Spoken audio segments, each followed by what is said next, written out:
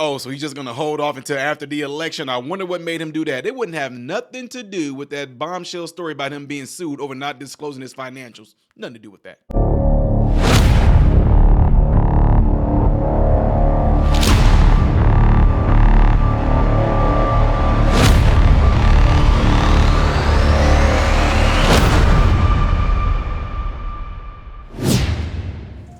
What's going on, folks? Hope you guys are all doing well. Welcome to the channel. I am Ty Smith, Modern Renaissance Man.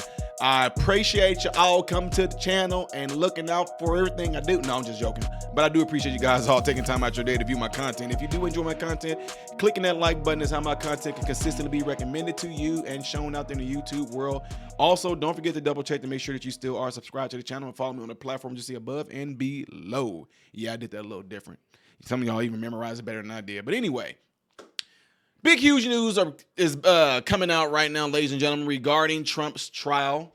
And I've been saying this judge's name wrong the whole entire time, which, as you guys are going to see. But anyway, he seemed to have had a change of heart about sentencing President Trump. And like I mentioned in my, little aha moment in the beginning of this video, stating it's ironic that he seemed to have kind of changed his mind on some things because of all the information that's coming out about him by not disclosing his financials. If y'all don't know this, I did a video yesterday on the same exact judge who is being sued for not disclosing his financials to those that requested it when it's supposed to be available upon request, because they are investigating that he actually showed some type of, what's the word they're looking for, like favoritism, also inappropriateness and conflict of interest for donating to Democratic processes, or his daughters over the Democrats that actually vote to,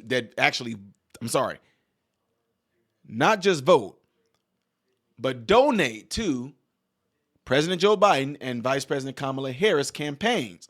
So it seemed like a huge conflict of interest. I'm not going to hold y'all anymore. Check this out. This is some breaking news coming from the New York City courts.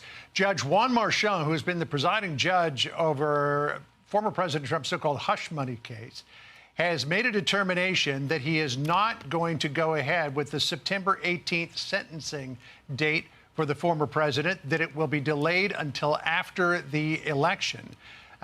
This had been a really fraught decision for this judge, because people had observed, Sandra, that if he had have gone ahead with the sentencing, then the former president could have accused him of meddling in an election. And if he decided to delay the sentencing until after the election, no doubt he would get hit by a lot of accusations that he was acting in Donald Trump's political interests as opposed to in the interests of justice.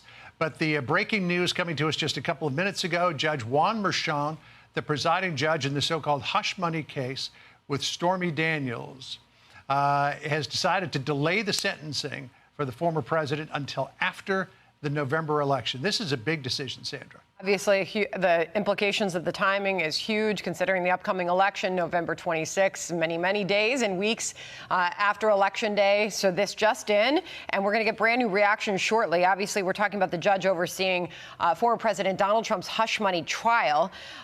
This has obviously taken center stage to many other cases we've been watching this week. But the sentencing now, John, delayed to November 26th, as we learn brand new details. The former president was speaking to this just a little while ago at his New York City Trump Tower headquarters, saying that this was a deal, that there was nothing that was wrong with it legally. Now, don't forget that the Manhattan District Attorney decided to bootstrap that case, which would have been a misdemeanor, to the commission of, or possible commission of, a federal crime, election interference, or at least affecting the outcome of an election, and turned that into a felony. And in doing that, he got around the statute of limitations. And the jury came back with the verdict that the former president was guilty on all counts. But we're not going to learn about the penalty that will be imposed in this case, if a penalty is imposed at all, until sometime after the election. And if the former president wins the election, Sandra, that could potentially change the outcome of literally everything. All right, if you're just tuning in now, we just got word that the judge in this hush money case has delayed former President Donald Trump's hush money sentencing until after the election. You can see the date on your screen there is November 26. John, just looking at the court document here and making my way through it to see if there's any further details that would be pertinent. But obviously the news is that this will be happening after the election. John, there will obviously be political debate and conversation around this in the coming days and weeks. Yeah, there's no question. Again, as I said, the decision by the judge was fraught, and he probably was going to face criticism no matter what decision he made. Again, if he had decided to go ahead with the sentencing and even sentenced former President Trump to jail time, which a lot of people thought would be the outcome of this, then there would be a great hue and cry from the Trump campaign and his supporters that this was the judicial system interfering in politics, but that if he waited, he would probably get a lot of criticism from Democrats saying, well, wait a second, this was supposed to be examining the rule of law and carrying out the rule of law, not taking into consideration the political fortunes of a presidential candidate. Joining us now by phone is Jonathan Turley. Jonathan, jump on in here on the breaking news as the former president, we know, as we learned weeks ago, moved to delay the sentencing for this hush money scheme until after Election Day, and it looks like the judge has decided to do so. Your reaction? Yes, and forgive the bells in the background. I'm on campus. It's not signaling this opinion. The decision is not surprising in two respects. One is, it was always controversial to have the sentencing before the election, and the judge clearly did not feel comfortable that he was ready to do so. But the second reason is the reason for that discomfort. The Supreme Court decision presented some very serious questions about this trial, and the judge knew he would be subject to an appellate review. It's clear that parts of the trial did run afoul of the Supreme Court decision. He allowed testimony of people like Hope Hicks to be entered, and that clearly fell within the privileged aspect of the immunity decision. So he has to essentially get this cat to walk backwards. He has got to try to find a way that that evidence could be excluded, but the ultimate outcome be accepted. That's not as easy as people suggest, and he's got to create a record for that can withstand appellate review. So I think that the judge here is following the most cautious possible approach to say, let's hold off.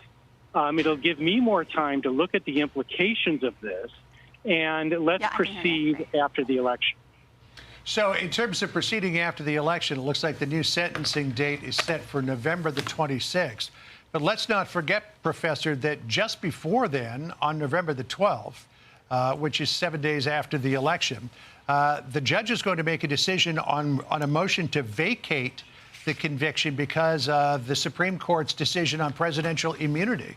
So do you think that date, that November 12th date, also played into Merchan's decision here?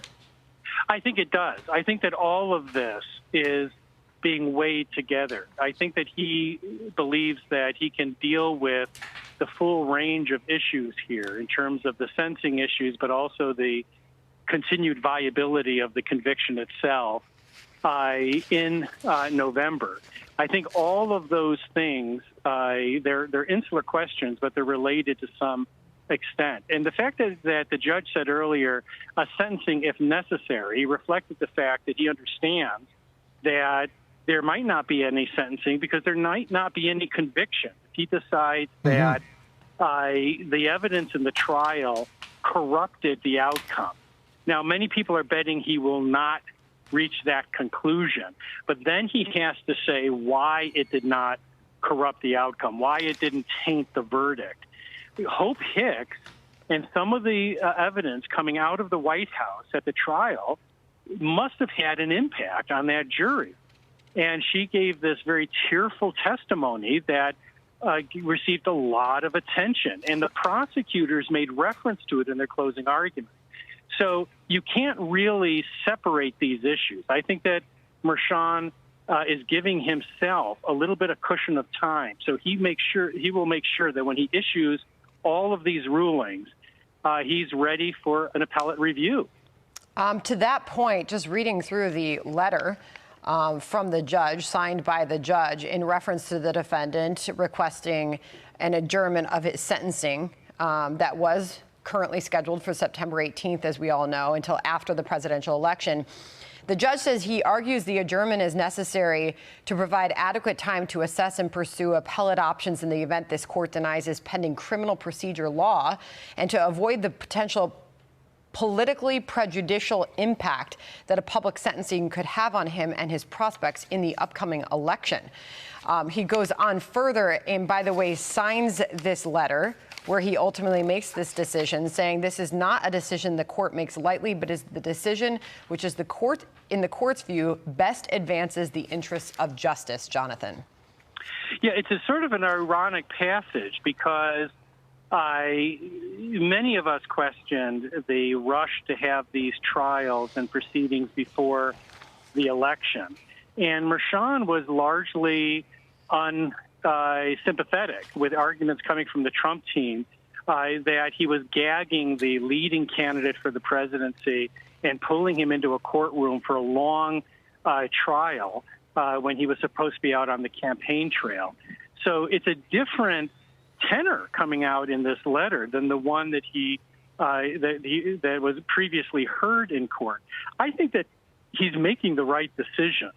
You know, this is going to be a historic decision either way, but more importantly, he knows that every part of his decisions on these issues will be reviewed jot for jot by the appellate court and possibly the Supreme Court. And so he's going to take more time, try to get it right, and try not to have this clock running artificially set by the presidential campaign. See what I'm saying? You see what I'm saying? There would have been a lot of heat on him, wouldn't it?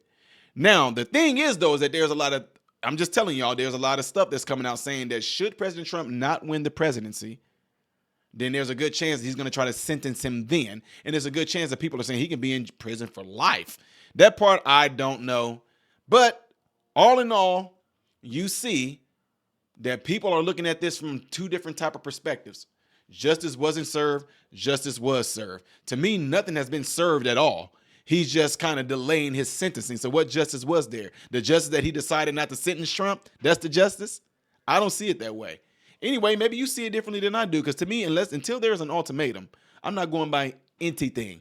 But it is good to know that he's going to hold that off until after the election. But trust me when I tell you, most likely it wasn't because it was going to be anything in favor of Trump.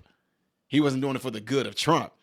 I think he was doing it for the good of him, because they were like, okay, you're going to press Trump about this sentencing? Well, we're getting ready, like they said in this video, we're getting ready to give us those financials. If I was them, I would still want to see those financials. Trump should be all over this. The judge needs to disclose his financials. You guys asked for my taxes, but you're not asking for his financials. And his is supposed to be public and mine's private.